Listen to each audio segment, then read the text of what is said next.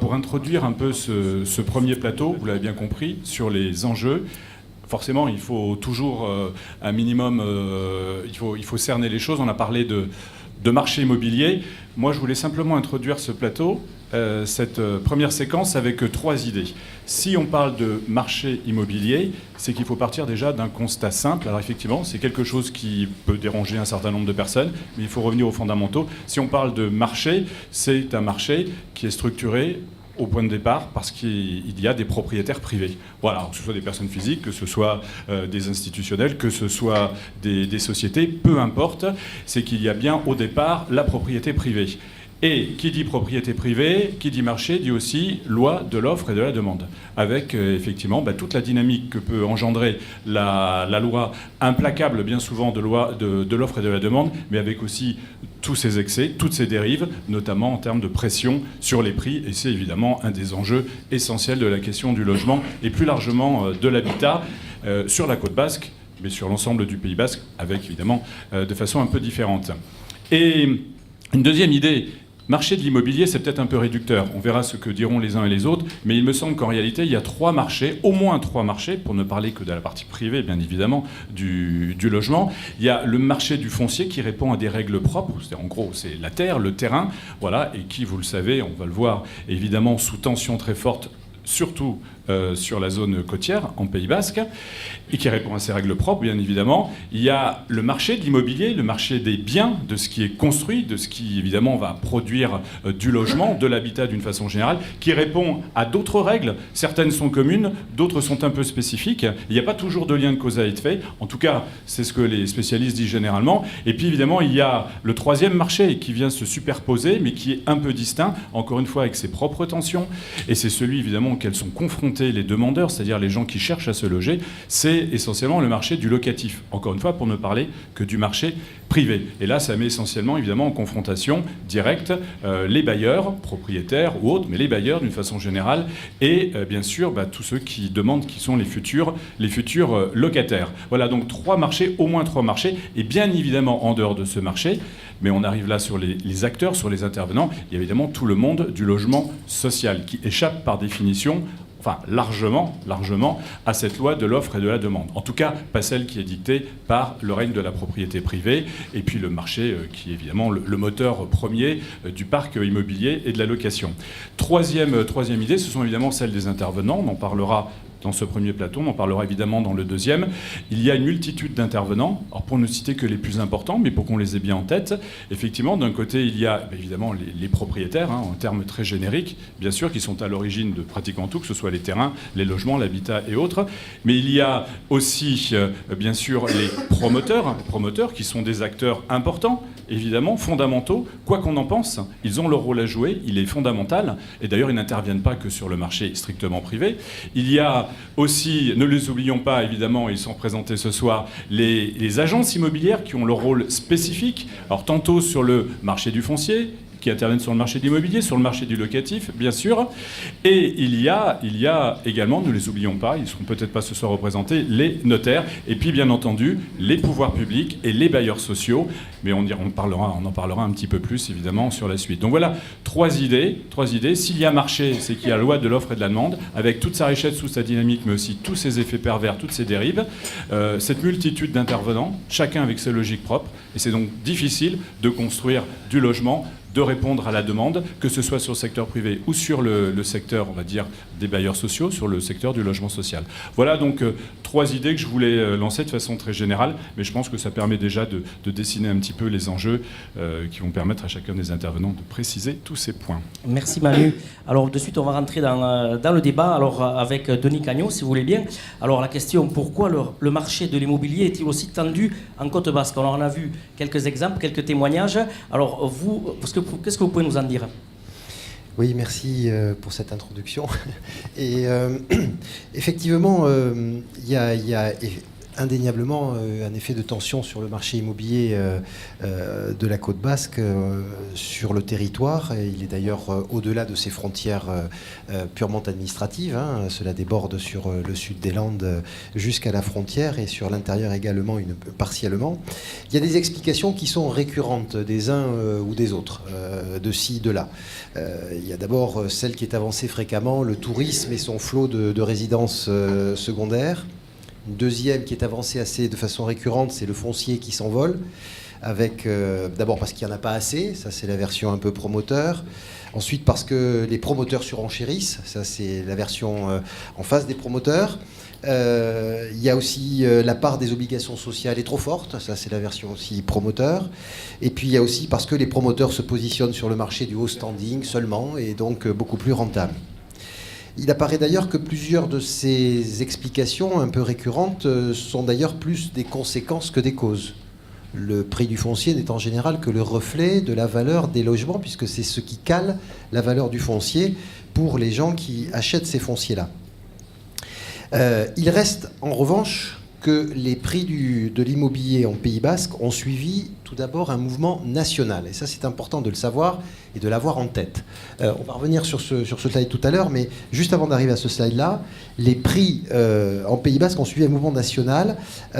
Et donc, on est sur, par exemple, de 1999 à 2008, on est sur une augmentation de plus de 70% du prix logement par rapport à l'écart du revenu moyen des ménages. Pour donner un exemple qui est au stade de l'information de l'ODAP départementale, mais on peut se douter que l'impact est plutôt sur la Côte Basque, il y a eu entre 1998 et 2010 un prix moyen du logement qui a été multiplié par 2,5, alors que dans le même temps, le revenu médian moyen des ménages a été multiplié par 1,35. Donc on est bien effectivement sur des phénomènes de tension et de production lourde. Par rapport à ça, qu'est-ce qu'on peut donner comme piste d'explication ? Une des premières pistes importantes, c'est une explication macroéconomique. Le Pays Basque, comme tout l'ensemble du territoire, il est soumis à des phénomènes de macroéconomie lourds, tendanciels, et qui expliquent beaucoup de choses sur notre territoire. Tout d'abord, il faut rappeler la baisse très importante qu'il y a eu au début des années 2000, jusqu'à 2010, la baisse massive des taux d'intérêt. Cette baisse massive des taux d'intérêt, elle a eu pour effet parallèle de réduire la durée des emprunts dans un premier temps, et du fait de l'élasticité sur les prix que ça a permis, c'est-à-dire puisqu'on a pu baisser les taux d'intérêt, réduire les taux d'emprunt, pour réaugmenter la partie prix, eh bien on a pu augmenter la durée d'emprunt. Ce qui fait que ça a redonné un deuxième élan à l'envolée des prix. Ce phénomène-là, il est européen et il est national en France. En revanche, en Europe, il y a eu un phénomène qui s'est un peu tassé sur la deuxième partie de ce début de siècle, c'est-à-dire depuis les années 2010. Et en revanche, en France, ça a été maintenu. Parce que parallèlement, les taux de rendement des placements obligataires, qui sont le principal concurrent de la valeur de l'investissement locatif, se sont tassés grandement. Donc ces deux phénomènes confrontés ou mis ensemble, d'une part la baisse des taux d'intérêt expliquant l'augmentation de la valeur immobilière et de la valeur d'achat par rapport aux vendeurs, puisqu'on pouvait augmenter les prix, et l'investissement locatif beaucoup plus attractif, ont maintenu une envolée des prix phénoménale qui est tendancielle et qui s'est prolongée de 2008 en France, parce qu'il y a eu le krach boursier aussi qui a reporté sur l'investissement locatif et qui se sont prolongés au moins jusqu'à 2015, 2016, 2017. Pas de chiffres plus précis depuis de notre côté là-dessus. À ces explications tendancielles macroéconomiques, il y a des explications qui sont territoriales. Donc, en particulier, la croissance démographique de notre territoire, qui est liée à son attractivité forte, et on pourra se poser en conclusion la question, et le desserrement des ménages. Deux tendances lourdes démographiques essentiellement. Pour vous donner une idée, sur la partie juste avant, on peut revenir sur le slide juste avant, les 3612 logements que vous voyez sur la période 2010-2015, la partie droite du slide, c'est le nombre de logements d'augmentation du parc entre la période de référence 2010 et celle de 2015. Il y a eu une augmentation du parc total de 3612 logements. Ces 3612 logements, c'est pas de la production, on est d'accord, hein, c'est pas de la construction, c'est de l'augmentation du parc total. Okay, sur ces 3612 logements qui ont augmenté le parc, il y a 36% de cette augmentation qui est due à l'augmentation démographique de la population. 36%. La deuxième augmentation derrière, c'est celle du desserrement de la population, c'est-à-dire la taille moyenne des ménages.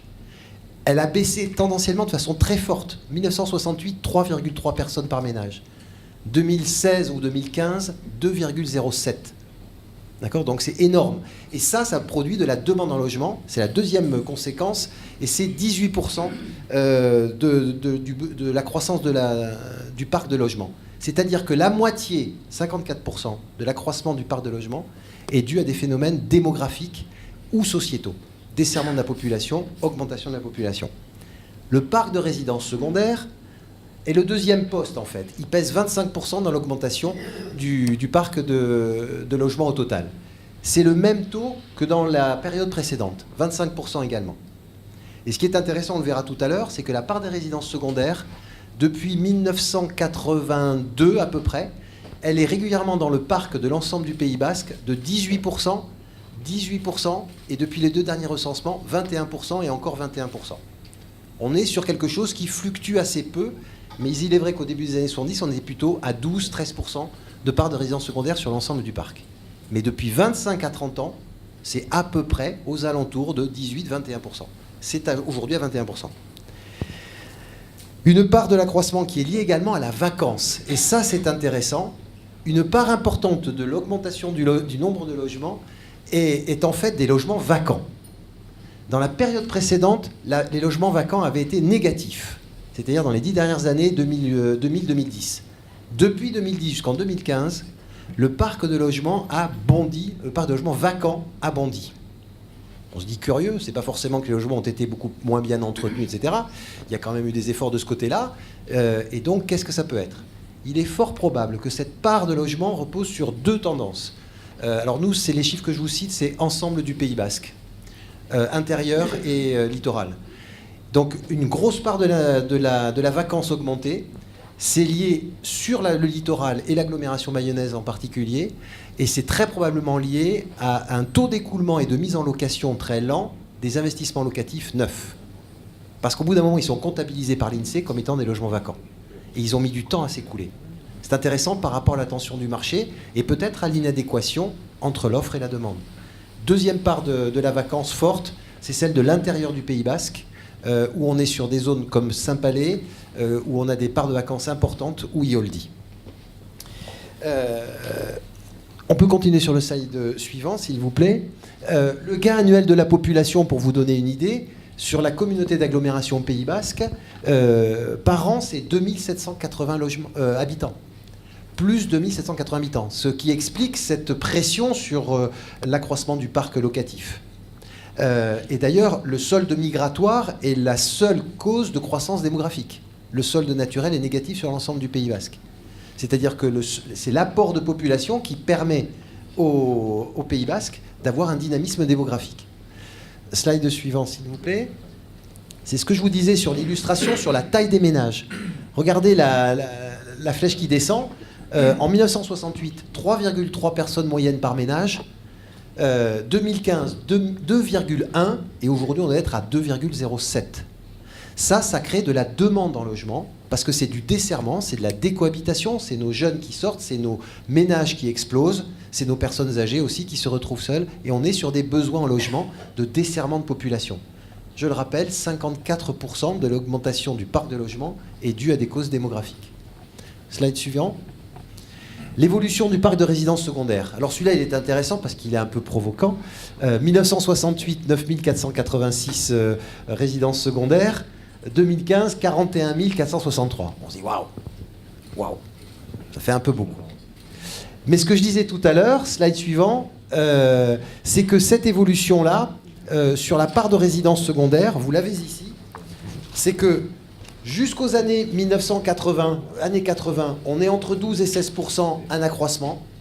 Et à partir des années 90, on se retrouve avec des 18, 21, 21%, un parc de résidences secondaires stable sur le dispositif sur cette période-là. Donc un effet certain, évident, mais qu'il faut relativiser quand même sur la période et par rapport à l'impact sur le dispositif. Slide suivant. On va essayer d'être bref, Monsieur Cagnon. Par suivant, juste je termine, l'évolution du parc de logements vacants, c'est ce que je vous disais. Sur la période 2010 à 2015, on est passé à 11 600 logements vacants supplémentaires. Alors, en conclusion, deux éléments. Le premier, c'est que n'oublions pas que par rapport à ce que je disais tout à l'heure sur la vacance et cette augmentation, c'est que la Côte Basque est un secteur qui est impacté par les dispositifs de défiscalisation depuis 25 ans et de façon récurrente. Depuis 25 ans, la Côte Basque a été éligible à tous les dispositifs de défiscalisation immobilière. En conclusion, donc, à la question initiale posée par le JPNB, il y a des phénomènes de macroéconomique lourds, c'est évident, qui sont à croiser avec l'attractivité territoriale, qu'il conviendrait d'ailleurs de qualifier. C'est-à-dire, finalement, est-ce que c'est bien... Qu'est-ce qu'on met derrière cette attractivité territoriale qui s'est largement développée dans les 15 dernières années ? Les leviers d'action, et j'en terminerai là, ils sont très difficiles sur la macroéconomie, bien évidemment. Vous l'aurez déjà compris en écoutant un peu les informations de façon régulière, et les tendances démographiques, qui sont des tendances sociétales. Et moi, je suis convaincu que l'action publique dispose pour autant de leviers, et parce que l'attractivité que l'on constate ici, elle donne une intensité à l'activité. Et quand il y a intensité d'activité, il y a possibilité de jouer sur l'activité qui est forte.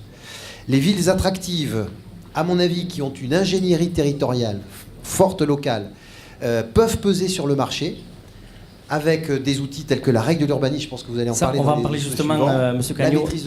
La maîtrise du foncier et certainement l'urbanisme négocié. On vous remercie d'avoir été bref le plus possible. Alors, on va passer maintenant avec un acteur de terrain également.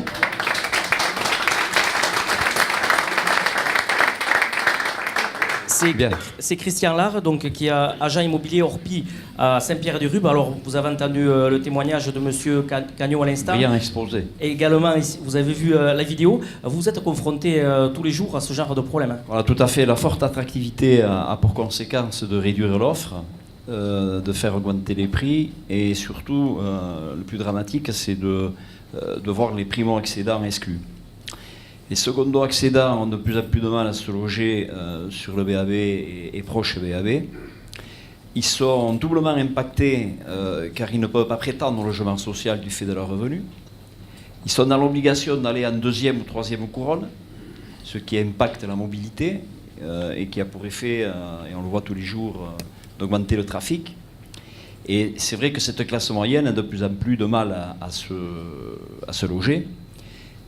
Quand on a un prix, un bien à vendre au prix du marché, il y a 5 acquéreurs qui veulent se positionner. La raréfaction du foncier fait que les prix s'envolent. Et donc, au fait, ça c'est pour la partie achat. La partie locative est également impactée. En introduction, on a vu Airbnb, les locations secondaires, etc. Et quand les gens poussent la porte de nos bureaux, eh bien, on subit le marché. Et c'est compliqué de dire qu'un propriétaire, il vend à 10 € et on lui dit non, il faut vendre à 9 ou il vend à 11. Et donc en fait, il y a un écart de plus en plus marqué entre l'offre et la demande. Et les délais s'amenuisent et les stocks se réduisent. Vous avez parlé de tarifs, faites-nous peur. Non, enfin, les tarifs, vous les connaissez aussi bien que je les connais, hein, c'est des 3 000 € du mètre carré. On voyait le témoignage dans le petit Bayonne, hein, j'entends dans le petit Bayonne, et puis après dans le neuf, ça s'envole, quoi. Hein. C'est à peu près des 4 000, 4 500, 5 000 €.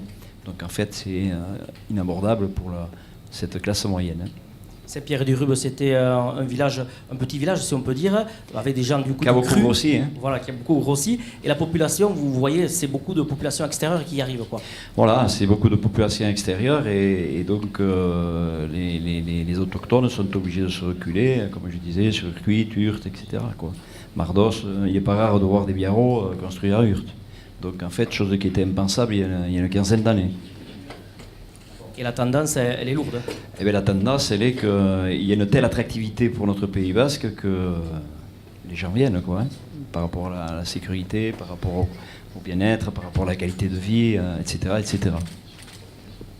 Merci pour ce constat. Il est très clair et très court en plus. On va parler en même temps avec Bertrand Bourrus, qui est président... Alors donc je disais merci à Christian Lard. On va parler avec monsieur Bertrand Bourrus, on le rappelle, qui est président du comité ouvrier du logement, le COL pour les intimes. Alors vous êtes référent aussi de la commission Habitat du Conseil de développement. Alors le logement social au Pays Basque, actuellement, c'est une solution, c'est l'une des solutions, ça représente... J'avais presque envie de dire, avec ce que je viens d'entendre, que c'est la solution. Si vous voulez, je voudrais tout d'abord définir ce que l'on peut entendre par logement social. Le logement social, ce n'est pas que le logement des plus démunis. Le logement social, c'est le logement locatif social qui concerne à peu près 70% des revenus de la population du Pays Basque et de la population française. Et si on rajoute à cela l'accession sociale à la propriété, c'est entre 80 et 85% des revenus de la population française qui sont concernés par le logement social. Donc, lorsque vous disiez tout à l'heure que, effectivement, des gens étaient exclus des attributions du logement social en raison de leurs revenus, je ne suis pas sûr que ce soit en raison de leurs revenus. Ce qui se passe, c'est qu'effectivement, aujourd'hui, la construction neuve, c'est deux segments dans un grand écart. C'est le locatif social et la promotion privée. Entre les deux, il n'y a quasiment pas de production de logements neufs, c'est-à-dire soit du locatif intermédiaire, soit de l'accession sociale à la propriété. Donc c'est ça le vrai problème de l'offre actuelle au Pays Basque. Et si les gens ne peuvent pas accéder à du logement social alors qu'ils y auraient droit en fonction de leurs revenus, c'est qu'il n'y en a pas assez, et c'est qu'effectivement, nous avons des filtres de plus en plus sociaux dans nos attributions, ce qui est normal. C'est-à-dire que ceux qui en ont le plus besoin sont prioritaires. Donc effectivement, nous sommes dans cet état de l'offre. Si j'en veux pour preuve, c'est que si j'ai bien lu le pré-diagnostic du futur PLH, mon cher Paul Baudry, il y a deux chiffres qui nous ont alertés. C'est que premièrement, il y a 22 mois d'attente au Pays Basque pour l'attribution de logement locatif social, donc ça fait quasiment 2 ans d'attente. Et deuxièmement, c'est qu'il y a 28% des ménages de l'ancienne AGBA qui ont un taux d'effort dans leur logement actuel supérieur à 39%, ce qui est quand même énorme. Donc on voit bien la déconnexion entre l'offre et la demande. Alors je voudrais dire 2 mots, sans être trop long. Et là, je ne serai pas trop long parce que je ne veux pas déborder sur ce que dira Arnaud Portier tout à l'heure sur l'OFS et les organismes fonciers solidaires. Je voudrais dire 2 mots sur l'accession sociale à la propriété. L'accession sociale à la propriété souffrait de 2 handicaps jusqu'à présent. Premier handicap, c'est qu'il n'y avait pas d'outils anti-spéculatifs dans la durée. C'est-à-dire que la loi française qui protège la propriété privée sur l'accession sociale n'autorisait des spécificités anti-spéculatives que pour une durée limitée, qui était entre 10 et 12 ans. Donc, après 10 ans, les personnes qui avaient bénéficié d'accession sociale pouvaient vendre au prix du marché. Et chacun ici, les élus qui sont présents, ont tous des exemples dans leur commune d'opérations du col qui ont été vendues pour un type 3 à 150 000 euros et revendues 11 ans après à 400 000 euros en résidence secondaire, que ce soit à Bidart, Guétari ou autre. Tout le monde a ces exemples en tête, ce qui effectivement était un frein au développement de l'accession sociale à la propriété, puisque ce n'était pas un parc social sur la durée. Le deuxième handicap, c'est que l'accession sociale à la propriété, sous ses formes actuelles, qui sont la location-accession en particulier, avait quelques vertus, mais avait un deuxième handicap, c'est que elle n'était pas comptabilisée dans les obligations des communes sur le logement social et sur la loi SRU. Et donc ces 2 handicaps sont maintenant levés, et je pense que Arnaud Portier en parlera, et je ne veux pas empiéter sur son intervention dans la 4e table ronde. Donc nous avons quand même bon espoir que la faille que je décrivais tout à l'heure entre le locatif social et la promotion privée soit comblée en grande partie par l'accession sociale à la propriété en zone tendue. Et je pense que beaucoup d'élus ici présents attendaient ça avec impatience. Merci Monsieur Gourus, vous avez anticipé la deuxième table ronde justement avec les solutions qui vont être apportées par les élus. Alors,